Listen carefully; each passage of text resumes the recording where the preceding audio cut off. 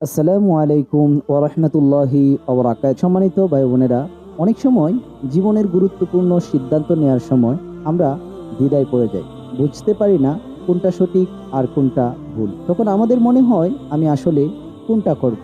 জীবনের অনেক সময় এমন পরিস্থিতি আসে যখন দুটো ভিন্ন পথ আমাদের সামনে খোলা থাকে। যেমন শিক্ষার ক্ষেত্রে কোন বিষয় বেছে নেব, চাকরির ক্ষেত্রে কোন অফার গ্রহণ করব, বা জীবনের বড় কোনো সিদ্ধান্ত যেমন বিয়ে, ব্যবসা বা অন্য কোনো গুরুত্বপূর্ণ কাজ। এমন সময় মন অস্থির হয়ে যায়, বিভ্রান্ত লাগে, মাথা কাজ করে না। তখন মনে হয় আমি আসলে কোনটা বেছে নেব। আল্লাহর রহমতে ইসলাম আমাদের প্রতিটি সমস্যার সমাধান দিয়ে রেখেছে। যখন আপনি কোনো সিদ্ধান্ত নিতে গিয়ে দ্বিধায় পড়বেন, তখন রাতে ঘুমানোর আগে সূরা ফাতিহার শেষ 2 আয়াত গভীর মনোযোগ দিয়ে পড়ুন।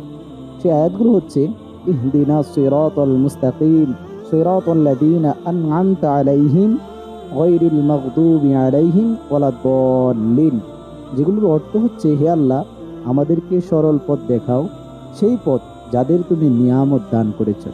তাদের পথ নয় যাদের প্রতি তোমার গজব নেমেছে, আর নয় তাদের পথ যারা পথভ্রষ্ট হয়েছে। এই আয়াতগুলো পড়ে মন থেকে আল্লাহর কাছে দোয়া করুন, হে আল্লাহ, আমি দ্বিধায় পড়ে গেছি, আমাকে সেই পথ দেখিয়ে দিন যা আমার জন্য ভালো এবং আমার দুনিয়া ও আখিরাতের জন্য কল্যাণকর। ইনশাআল্লাহ সকালে ঘুম থেকে ওঠার পর আপনি দেখবেন আপনার মন অনেকটা হালকা হয়ে গেছে। যে সিদ্ধান্তটা আপনার জন্য উত্তম সেটি আপনার মনে স্পষ্ট হয়ে যাবে, আপনার চিন্তা পরিষ্কার হবে, সঠিক পথ আপনার সামনে খুলে যাবে। অনেক মানুষ এই পদ্ধতি মেনে চলেছেন এবং আল্লাহর রহমতে সঠিক সিদ্ধান্ত নিতে পেরেছেন। আপনি যদি সত্যি বিশ্বাস নিয়ে এই দোয়া করেন, তবে আল্লাহ পাক রব্বুল আলামিন আপনাকে ভুল পথে যেতে দিবেন না। তিনি আপনার মনকে সঠিক দিক পরিচালনা করবেন। তাহলে বন্ধুরা, আর দ্বিধায় পড়বেন কেন?